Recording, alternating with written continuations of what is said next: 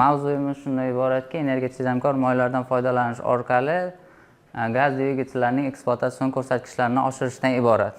Respublikamizda yiliga chet eldan olib kelinuvchi 200-220 ming tonna motor moylari o'zimizning respublika sharoitida ham ishlab chiqarish qobiliyatiga ega bo'lib, bu jarayonda chet el prisadkalar, ya'ni qo'shimchalardan foydalanish jarayoni hozirda eng yaxshi yechim deb hisoblanmoqda. Buni yanada mahalliylashtirish turkumida biz shu narsani oldinga surdikki, mahalliy mahsulotlardan foydalangan holatda o'sha qo'shimchalarni O'zbekiston sharoitida ishlab chiqish jarayonini o'rganib chiqdik. Bu tadqiqot jarayonida mahalliy mahsulotlardan foydalangan holatda qo'shimchalarning analizlari o'tkazilib, ularning tarkiblari o'rganilib, O'zbekiston sharoitiga to'g'ri kelishi qayd etilib va bu jarayonda yillar davomida motor moyining eskirishiga bu qo'shimchalarning ta'sirlari o'rganildi va shu borada tribologik va ekspluatatsion xususiyatlarining yaxshilanishi bu qo'shimchalar doirasida yaxshilangani kuzatildi. Shu narsaga e'tibor berildiki, nafaqat motor moyining resursining oshishi va shu bilan birga dvigatel resursini oshirishga imkon beruvchi tribologik yuqori xususiyatlarga ega termostabillikni ta'minlovchi energiya tejamkor motor moylari ishlab chiqish jarayoni ko'rib chiqildi. Bu jarayonda yana shu narsaga e'tibor berildiki, bu tadqiqot ishining dastlabki jarayonida respublikamiz sharoitida mahalliy mahsulotlardan foydalangan holatda, mahalliy sharoitda ishlab chiqarilayotgan motor moylariga mahalliy mahsulotlardan foydalangan holatda ishlab chiqarilgan prisadkalar, ya'ni qo'shimchalarni qo'shish holatida unda xususiyatlarini, ko'rsatkichlarini yaxshilash.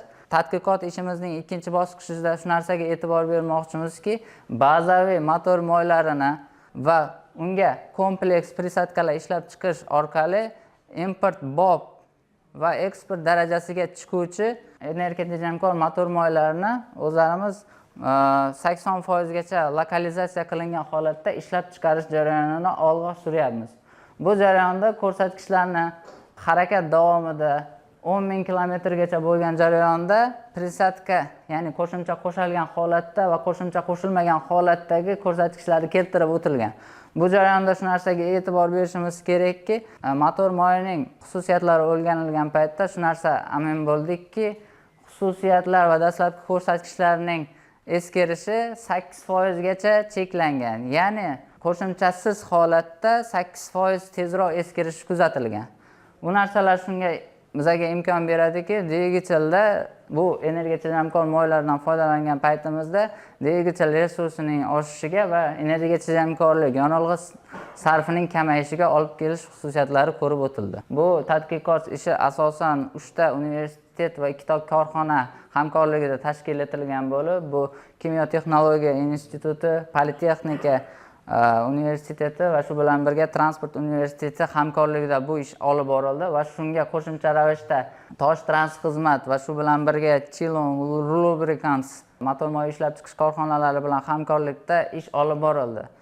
Agarda bu jarayonni yakka ravishda amalga oshiraman deydigan bo'lsak, kompleks laboratoriya sharoitini tashkil etishimiz kerak.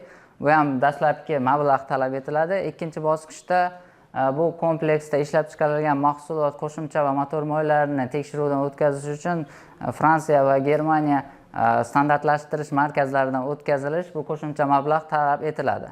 Bu holatlardan o'tgandan so'ng 3-bosqichda seriyni ishlab chiqarish bosqichida agarda standartlardan to'laqonli o'tkaziladigan bo'lsa, bu import BOP mahsulotlar ishlab chiqish va bularni import qilish salohiyatini bizga imkoniyatini beradi.